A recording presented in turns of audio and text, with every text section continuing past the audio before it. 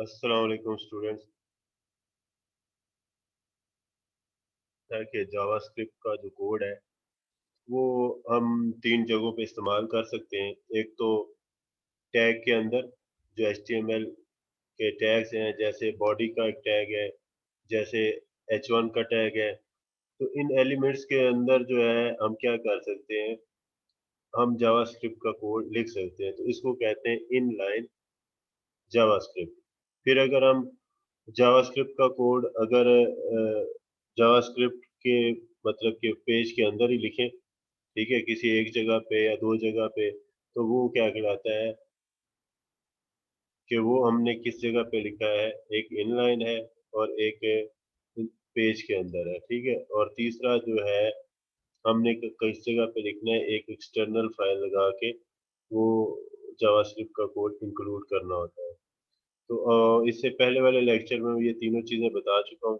वो आप lecture repeat कर सकते हैं कि इनलाइन जावास्क्रिप्ट कैसे इम्प्लीमेंट करते हैं, और इंटरनल जावास्क्रिप्ट कैसे इम्प्लीमेंट करते हैं, और एक्सटर्नल जावा स्क्रिप्ट कैसे इम्प्लीमेंट करते हैं। इसमें मैं पहले भी बता चुका हूँ कि जावास्क्रिप्ट और जावा में बहुत ज़्यादा फ़र्क है, ठीक है। जावास्क्रिप्ट स्क्रिप्टिंग लैंग्वेज है और ये क्लाइंट एंड पे चलती है। इसको ब्राउज़र, इंटरनेट ब्राउज़र जो है वो अंडरस्टैंड करते हैं, ठीक है। तो दूसरी बात ये है कि जो जावा है वो एक सर्वर साइड लैंग्वेज है, ठीक है। और वो डायनामिक वेब एप्लीकेशंस बनाने या डायनामिक एप्लीकेशंस बनाने में इस्तेमाल होती है। अभी आज का जो टॉपिक है इसमें हम दो तीन चीज़ें सीखेंगे। उसमें पहला ये है कि हम जावास्क्रिप्ट में कौन सी कमांड्स यूज़ करें तो वो हमें डिस्प्ले दिखाती है, ठीक है। जैसे आप सी प्लस प्लस में सी आउट यूज़ करते हैं, तो सी आउट के साथ क्या होता है कि वो स्क्रीन के ऊपर शो करता है। इसी तरह हम ब्राउज़र की बॉडी के अंदर जावास्क्रिप्ट यूज़ करते हुए कैसे करेंगे। तो हमारे पास है इसके तीन चार मेथड्स हैं, ठीक है। इसमें से मैं आपको तीन जो है वो पहले बता दूंगा, ठीक है। चौथा जो है वो इसके ऊपर एक अलग से मैं वीडियो भी बना दूंगा, लेकिन थोड़ा सा इसमें आपको टच भी दूंगा। तो इसमें हमारे पास यूज करने के चार तरीके हैं कि हम इनर HTML का कोड यूज करते हुए डिस्प्ले करवा सकते हैं।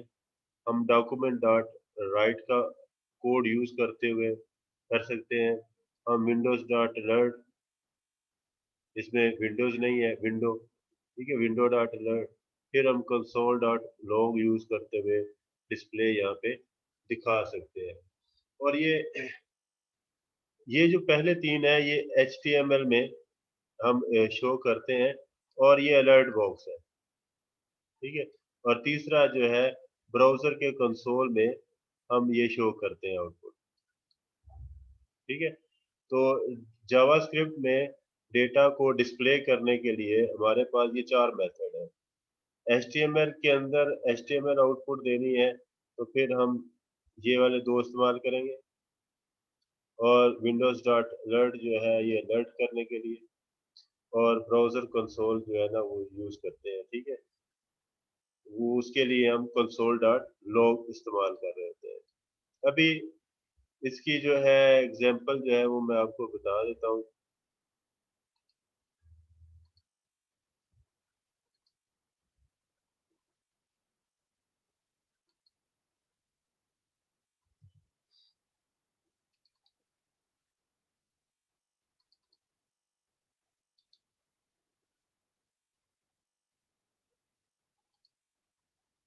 इसमें ये फाइल है, इसमें आप देखें कि जो चीज़ यहाँ पे इस्तेमाल हो रही है वो ये है कि हमने ये स्क्रिप्ट स्टार्ट किया और स्क्रिप्ट को हमने क्या किया, क्लोज किया। जावा स्क्रिप्ट का जब भी हमने इंटरनल कोड लिखना होता है तो हम किसी भी जगह पे लिख सकते हैं, ठीक है। हेड भी इसके लिए बेस्ट प्लेस है। लेकिन अगर आपने अपने वेबसाइट की पेज की स्पीड को इंक्रीज करना है तो इसको बॉडी के टैग के बाद यहाँ पे आप कर सकते हैं, ठीक है। तो इसका ज़रूरी नहीं है कि आपने इसको किस जगह पे लगाना है। तो ये स्क्रिप्ट स्टार्ट हुआ, स्क्रिप्ट के बाद आपने यहाँ पे स्पेस दे के टाइप लिख लेनी है, टाइप टेक्स्ट ओवर जावास्क्रिप्ट, ठीक है। फिर स्पेस देनी है। तो फिर उसके बाद ये लैंग्वेज जो है वो क्या है, जावास्क्रिप्ट है, ठीक है। ये आपने दो पैरामीटर इसमें पास कर देने हैं, 2 इसके एट्रीब्यूट जो है ना वो शामिल कर देने हैं। लाजमी तौर पर आप शामिल की हैबिट बना लें, ये एक अच्छी हैबिट है। ठीक हो गया। अब इसमें आप ये चेक करें कि मैंने एक ये वाला कोड लगाया, ये वाला, ठीक है। इसका व्यू अगर मैं देखता हूँ थोड़ा सा ज्यादा हो जाए, तो किधर गया भाई व्यू व्यू व्यू।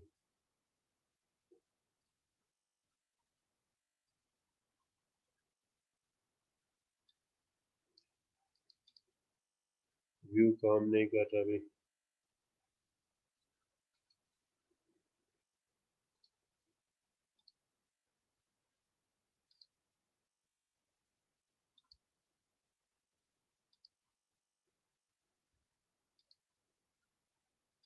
कोड में नहीं कर रहा भाई।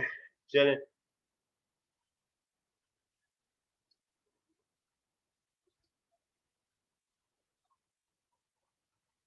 इसमें आप ये देख रहे हैं कि जावास्क्रिप्ट का कोड स्टार्ट हुआ, उसके बाद मैंने क्या लिखा, document dot gate element by ID. इसके स्पेलिंग भी आपने ठीक लिखने हैं, और ई इसमें कैपिटल है तो आपने कैपिटल ही लिखना है। बाय का बी कैपिटल है तो बी कैपिटल लिखना है, आईडी का ये है। ये तीन, इसका पहला मेथड है इनर एचटीएमएल के जरिए से। अब ये क्या करेगा कि गेट एलिमेंट बाय आईडी एक फंक्शन है, इसका बिल्ट इन फंक्शन है। उसमें जब हमने ये डेमो पास किया, यहाँ पे हम आईडी पास करते हैं। अब ये देखें, ये एक पैराग्राफ है, इसकी आईडी क्या है, डेमो। तो वो क्या करेगा, इस डेमो के अंदर मिसाल के तौर पर यहाँ पे मैं अगर लिख देता हूँ पाकिस्तान, ठीक है।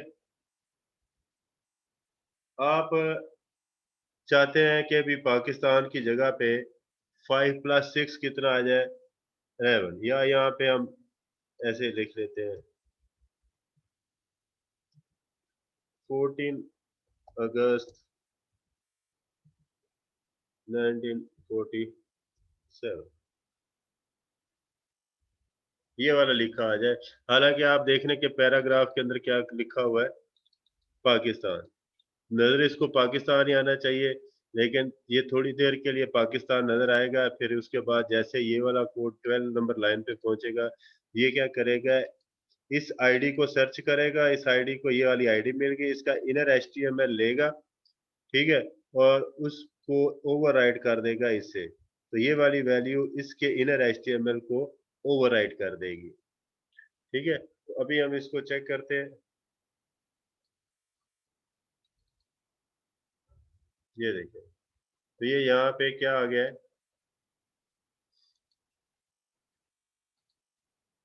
यहाँ पे क्या चीज आ गया है कि 14 अगस्त 1947 लिखा हुआ है।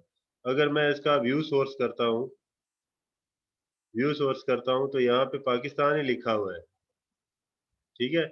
लेकिन जब हम इसको चलाते हैं, ठीक है, तो वो क्या करता है कि ये 14 अगस्त 1947 को कहाँ पे ओवरराइड करता है, पहले वो डेमो आईडी सर्च करता है, डेमो उसको उसके एलिमेंट को गेट करता है, फिर डॉट इनर एचटीएमएल उसकी क्या लेता है, इनर एचटीएमएल, तो वो पाकिस्तान को ट्रैक पिक कर लेता है, फिर उसको ओवरराइड कर देता है इसके साथ। अब पाकिस्तान यहाँ पे नजर नहीं आएगा, यहाँ पे 14 अगस्त 1947 नजर आएगा।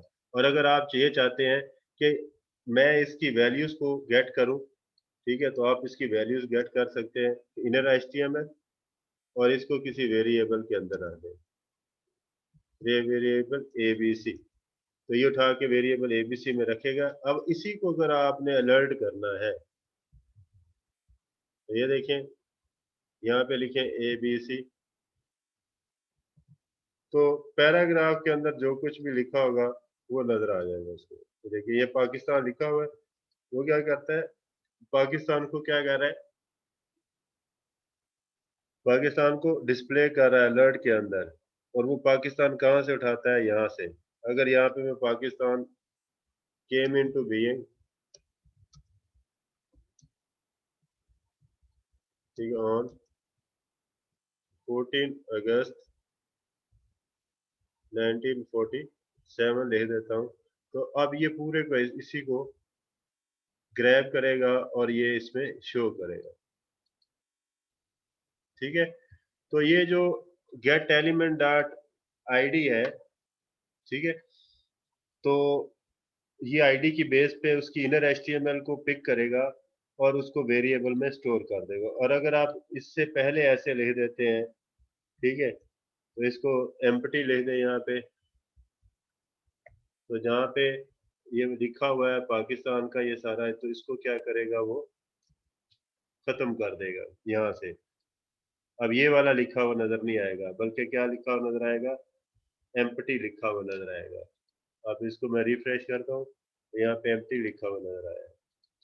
तो कहने का मकसद ये है कि जावास्क्रिप्ट में इनर डॉट एचटीएमएल यूज होता है किसी चीज को डिस्प्ले करवाने के लिए। ठीक है, अभी मैं ये नहीं समझा रहा कि इनर एचटीएमएल को यूज कैसे करते हैं, या इनर एचटीएमएल में कौन कौन से पार्ट्स होते हैं, जैसे document dot gate element by ID by name, ठीक है, तो बाय टैग भी ले सकते हैं। तो ये डिफरेंट अंदाज से हम उसका डेटा ग्रैब कर सकते हैं। तो हम आईडी के जरिए से गेट कर सकते हैं, क्योंकि आईडी यूनिक होती है, नाम सेम हो सकता है। जैसे एक क्लास के अंदर दो बच्चों के नेम सेम हो सकते हैं, लेकिन उनके रोल नंबर क्या होते हैं, डिफरेंट होते हैं। उनके आईडी क्या होते हैं, डिफरेंट होते हैं। अगर पूरे पाकिस्तान में हम बात करते हैं तो हमारा शनाख्ती कार्ड डिफरेंट है, हमारा मोबाइल नंबर क्या है, डिफरेंट है। लेकिन मोबाइल एक बंदे के एक से ज्यादा हो सकते हैं, लेकिन शिनाख्ती कार्ड नंबर एक बंदे का एक ही होता है। तो ये शिनाख्ती कार्ड नंबर जो है, सीएनआईसी नंबर जो है, वो एक यूनिक आईडी है। ठीक है, तो किसी बंदे को पहचान करनी है तो आईडी से। तो इसी तरह वेब पेज के ऊपर जितने भी एचटीएमएल एलिमेंट्स होते हैं, सबकी आईडी जो है ना हमने खुद देनी होती है। हर एक को एक आईडी हम खुद देते हैं। जैसे उसमें आईडी लिख के तो उसका नाम दे दें, आईडी नंबर 1 2 3 4। लेकिन आईडी का जब नाम देना है तो आप उसको ए बी सी से स्टार्ट करेंगे, अल्फाबेट से स्टार्ट करें, बाद में आप उसको 1 2 3 ऐड कर सकते हैं। ये आपने हैबिट बनानी है। दूसरा तरीका क्या है कि डॉक्यूमेंट डॉट राइट से, डॉक्यूमेंट डॉट राइट से।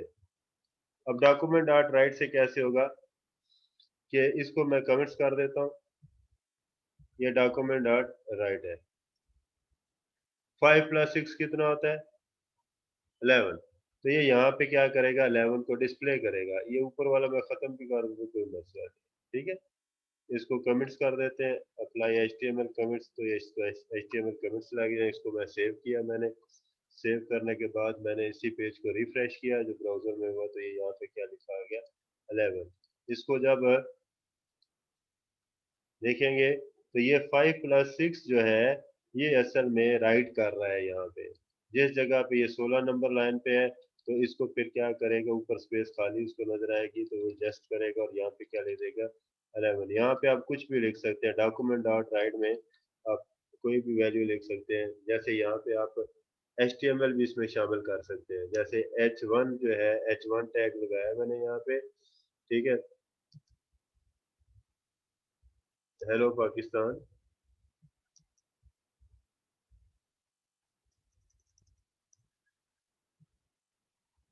H1। आप जो ड्रीम वीवर में यूज करो, ड्रीम वीवर ये बहुत पुराना है। ये तो 2007 6 6 7 का मैं यूज कर रहा हूँ। तो वही मेरे सिस्टम में है। आप सब लाइन यूज कर लें या कोई और लेटेस्ट जो है वो एडिटर जो है ना यूज कर लें इसका आईडी।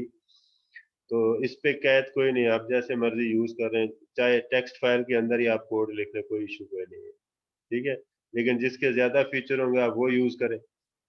अब ये देखें, हेलो पाकिस्तान है तो यहाँ पे लिखा होगा हेलो पाकिस्तान। तो डिस्प्ले करवाने के लिए हमारे पास दो फंक्शन है। एक इनर एचटीएमएल हमने पढ़ लिया कि इनर एचटीएमएल के थ्रू भी हम डिस्प्ले करवा सकते हैं, डॉक्यूमेंट डॉट राइट से भी हम कर सकते हैं। डॉक्यूमेंट डॉट राइट के अंदर फिर आपको मैंने बताया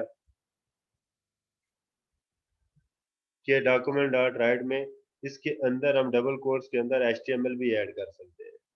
ठीक है, इसके अंदर वेरिएबल्स भी ऐड कर सकते हैं।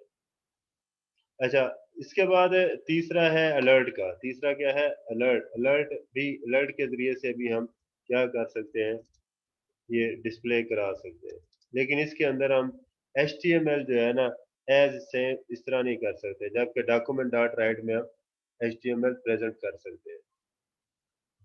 अभी अलर्ट करेंगे तो 5 + 6 जो है वो अलर्ट में नजर आएगा। ये देखो 5 + 6 ये अलर्ट आ गया। ठीक हो गया। इसी तरह ये आपने चेक करना है कि ये कैसे है। आप अगर विंडोज इसके साथ से हटा दें, विंडो हटा दें, तब भी ये काम करेगा। ठीक है। तो अलर्ट भी एक तरीका कार है कि हम आउटपुट को डिस्प्ले करवा सकते हैं। इसके अंदर आप कोड्स के अंदर भी लिख सकते हैं।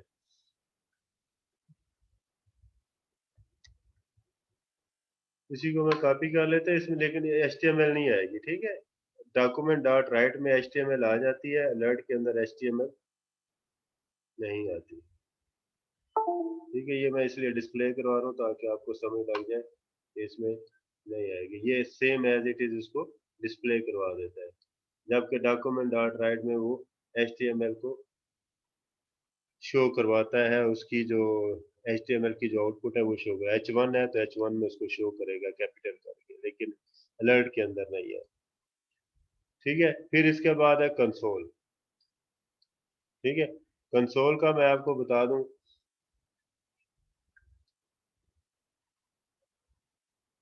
इसको मैंने सेव किया, दोबारा से इसको मैंने किया, अब यहाँ पे नज़र नहीं आ रहा। तो अब ये इसको कहाँ से करेंगे? मोर टूल्स में जाएंगे, डेवलपर टूल्स में चले जाएं, तो ये कंसोल है। ठीक है। तो ये कंसोल में क्या आ गया? 11 ये आउटपुट नज़र आ रही है। ठीक है। तो ये कंसोल में आप इसको डिस्प्ले करवा सकते हैं। ये देखिए कंसोल के अंदर मैं दोबारा बता देता हूँ कि आपने यहाँ पे मोर टूल्स में, और मोर टूल्स में डेवलपर टूल्स के अंदर चले जाना है। तो इसमें ये कंसोल है, तो कंसोल में आपको इसके आउटपुट नजर आएंगे। तो यहाँ पे आउटपुट नजर नहीं आएगी आपको। ठीक है। ये फिर मैं बाद में बताऊंगा कि इसका क्या फायदा है और क्या हमें इसका नुकसान है। तो अभी जो दो तीन चीजें आपने सीखी हैं, ठीक है, वो आपने जो सीखी है उसमें जो सबसे पहली चीज है कि आपने इनर HTML यूज करते हुए डेटा डिस्प्ले करवा सकते हैं। डॉक्यूमेंट डॉट राइट भी यूज करते हुए डेटा डिस्प्ले करवा सकते हैं। अलर्ट करके भी आप डेटा डिस्प्ले करवा सकते हैं यूज़र को। कंसोल में भी आप यूज़र को डिस्प्ले करवा सकते हैं, लेकिन ये प्रोग्रामर के लिए इस्तेमाल होता है। ठीक है। तो बाज़ जगह पे यूज़र भी थोड़ा सा एक्टिव होता है, वो भी इस चीज़ को शो कर सकता है। ठीक है। तो ये किस मकसद के लिए इस्तेमाल होगा, इसके ऊपर मैं अलहदा से एक लेक्चर बना के दूंगा आपको। ये थोड़ा सा मजे का है। अच्छा, इसमें ये तीन चीज़ें आपने लाजमी सीखनी है कि अलर्ट करना आपको आना चाहिए, आपको डॉक्यूमेंट डॉट राइट जो है ये यूज करना आना चाहिए, इनर HTML ये यूज करनी आनी चाहिए। अब ये इसमें ये कहता है कि using document dot write after an HTML document is loaded will delete all existing HTML। ठीक है। इसका मैं आपको बताता हूँ।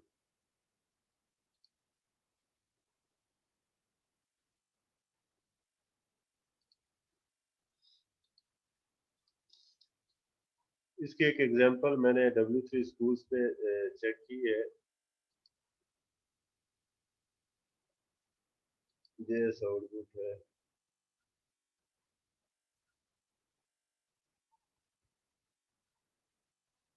ये देखें, इस एग्जांपल को लिया ना, तो ये एक पेज है। इस पेज में जब आप लोड करते हैं, रीलोड करते हैं, तो ये ट्राई इट करते हैं, तो ये पहले वाला HTML सारा खत्म हो जाता है। ये देखिए ये सारी HTML पड़ी हुई है। यहाँ पे ट्राई इट पे मैं क्लिक करता हूँ, तो ये 5 + 6 जो है 11 दे देता है, तो ये खत्म हो जाता है। ठीक है। पहले वाली HTML को क्या करता है? खत्म कर देता है। तो ये चीज याद रखनी है कि डॉक्यूमेंट डॉट राइट जो है, जब document after an HTML document is loaded will delete all existing HTML, तो पहले वाली HTML को खत्म कर देगा। जावास्क्रिप्ट स्टेटमेंट्स क्या होती हैं? ये जो आपने अभी प्रोग्राम देखा है ना, ठीक है, तो इसमें ये तमाम जो, ये भी एक स्टेटमेंट है। ठीक है। इसको जब हम ये भी एक स्टेटमेंट है, ये भी एक स्टेटमेंट है, ये भी एक स्टेटमेंट है। ठीक है। और ये मैंने एक बटन बनाया, ये जो अभी मैंने आपसे बात की थी, ये लोड को ख़त्म कर देता है। अब ये देखिएगा इनर एचटीएमएल को,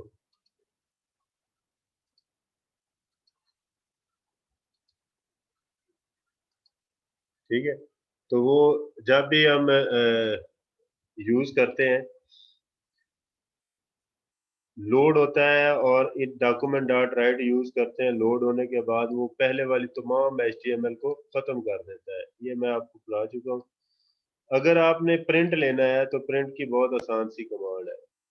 ये सिंपल आपने क्या करना है, विंडो डॉट प्रिंट का फंक्शन कॉल करना है। ये ऑन क्लिक क्लिक के ऊपर विंडो डॉट प्रिंट, तो ये पूरे पेज का क्या करेगा, प्रिंट ले लेगा।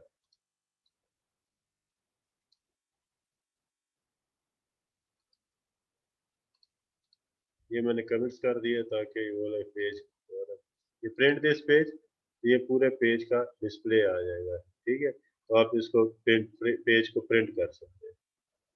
तो सिंपल प्रिंटिंग का फंक्शन एक कॉल करना है, विंडो डॉट प्रिंट लिखेंगे ऑन क्लिक के ऊपर, तो फिर क्या होगा, वो प्रिंट कर देगा। ये सारी चीजें मैं आस्ता आस्ता आपको समझाता जाऊंगा।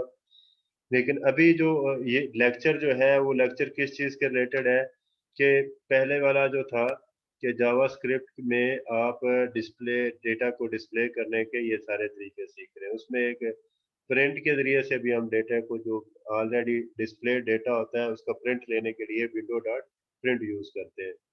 जावास्क्रिप्ट स्टेटमेंट्स जो होती हैं, जो हम कोड लिखते हैं, जो कमांड्स देते हैं, वो असल में क्या होती है, स्टेटमेंट होती है। तो जावास्क्रिप्ट स्टेटमेंट के अंदर जो चीज़ें शामिल होती हैं, ठीक है, वो वैल्यूज होती हैं, वो ऑपरेटर्स भी होते हैं, एक्सप्रेशंस भी होती हैं, कीवर्ड्स भी होते हैं, कमेंट्स भी होते हैं। तो ये सारी चीज़ें मिलके क्या करते हैं, जावास्क्रिप्ट स्टेटमेंट्स बनती हैं और उससे एक प्रोग्राम बनता है। तो एक जावास्क्रिप्ट का जो प्रोग्राम होता है उसमें बहुत सी जावास्क्रिप्ट स्टेटमेंट्स हो सकती हैं। The statements are executed one by one, ये वन बाय वन एग्जीक्यूट करती है, in order, in the same order as they are written, जिस ऑर्डर में वो लिखी गई हैं उसी ऑर्डर में वो क्या करती हैं, डिस एग्जीक्यूट होती है। HTML JavaScript programs are executed by the web browser. तो जावास्क्रिप्ट को कौन एग्जीक्यूट करता है, वेब ब्राउज़र, इसलिए इसको क्लाइंट एंड स्क्रिप्टिंग लैंग्वेज बोला जाता है, कि ये क्लाइंट एंड पे चलती है, इसको ब्राउज़र चलाता है। और ब्राउज़र कहाँ पे होता है, सर्वर पे तो नहीं ना पड़ा होता, ये आपके ही कंप्यूटर पे पड़ा होता है, आप ही के ब्राउज़र में होता है। सेमीकोलन जो है ये लाज़मी आपने लगाने हैं, नहीं भी लगाया तो कोई मसला नहीं। जब भी कोई स्टेटमेंट लिखते हैं, मसलन ये लिखा है तो आखिर पर सेमीकोलन लाज़मी लगाना है। इससे एक स्टेटमेंट पता चल जाता है कि एक स्टेटमेंट है। फिर उसके बाद दूसरी स्टेटमेंट लिखनी है तो सेमीकोलन के बाद दूसरी स्टेटमेंट शुरू हो जाती है। तीसरी स्टेटमेंट ये वाली है। तो आप तीनों को एक लाइन में भी लिख सकते हैं, लेकिन उनके दरमियान में आपने क्या लगाना है, सेमीकोलन लगाना है। तो ये एक हैबिट बना लेनी है कि जब भी एक स्टेटमेंट पूरी करनी है तो आखिर पर सेमीकोलन लाजमी लगाना है। जावास्क्रिप्ट का जो कोड ब्लॉक है, तो वो क्या होगा, कि मैं इसकी एक एग्जांपल आपको देता हूँ।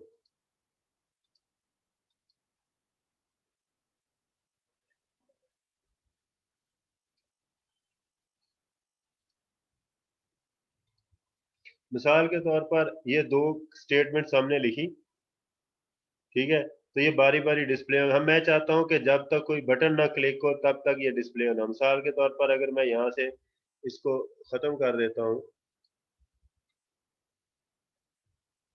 अब क्या होगा, अब मैंने बटन नहीं भी दबाया, अब मैंने बटन नहीं भी दबाया तो ये नजर आ रही है। देखिए ये बटन वाला कोड भी बीच में से निकाल दिया। इसको मैंने सेव किया, सेव करने के बाद मैं इसको रिफ्रेश करूंगा तो देखना है कि मैंने बटन नहीं भी क्लिक किया तो ये दोनों नजर आ रहे हैं।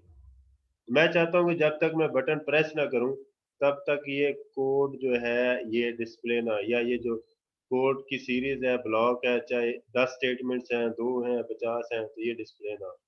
तो मैंने फिर क्या करूंगा, एक फंक्शन बना लूंगा, उसका नाम जो भी रख सकते हैं, जैसे आप सी प्लस प्लस के अंदर फंक्शंस बनाते हैं। ये एक सिंपल सा फंक्शन है, इसके अंदर सिर्फ 2 स्टेटमेंट्स हैं, ठीक है। इसका नाम माई फंक्शन रख दे, नाम जो मर्जी रख लें, इसका नाम एबीसी रख लें, चले जी एबीसी। एबीसी है तो यहाँ पे भी एबीसी को कॉल करें। एबीसी उस वक्त कॉल होगा जब आप इस बटन को क्लिक करेंगे, ये वाला जो 9 नंबर लाइन पे बटन बनाया है, तो ये क्लिक मी पे क्लिक करेंगे तो फिर वो जावास्क्रिप्ट का फंक्शन कॉल होगा, तब वो कोड चलेगा। ठीक है, तो ये आपने ये चीजें सीखनी है कि इसको हमने किस में शो कर दिया है, जावास्क्रिप्ट का जो कोड है उसको ब्लॉक्स में भी हम, तो पर्पस क्या होता है कि आपने एक ही टाइप की जो स्टेटमेंट्स होती हैं जो खास मकसद के लिए उसको अलग-अलग कर दें और उस वक्त वो चले जब हम तक हम कोई क्लिक ना करें। अगर हम वो फंक्शन के अंदर नहीं रखते, ब्लॉक के अंदर नहीं रखते तो ऑटोमेटिकली चल जाएंगे। तो उसका फायदा कोई नहीं है। तो हम जैसे एक फैन को चलाते हैं तो फैन उस वक्त चले जब हम बटन दबाएं, ठीक है, जब उसका स्विच ऑन करें और जब उसको स्विच ऑफ करें तब वो बंद हो जाए। ये तो नहीं है कि लाइट आए तो तमाम घर की अप्लायंसेस जो है वो होम अप्लायंसेस चलना शुरू कर दें। तो जब तक बटन प्रेस ना हो तब तक वो जो है ना चले।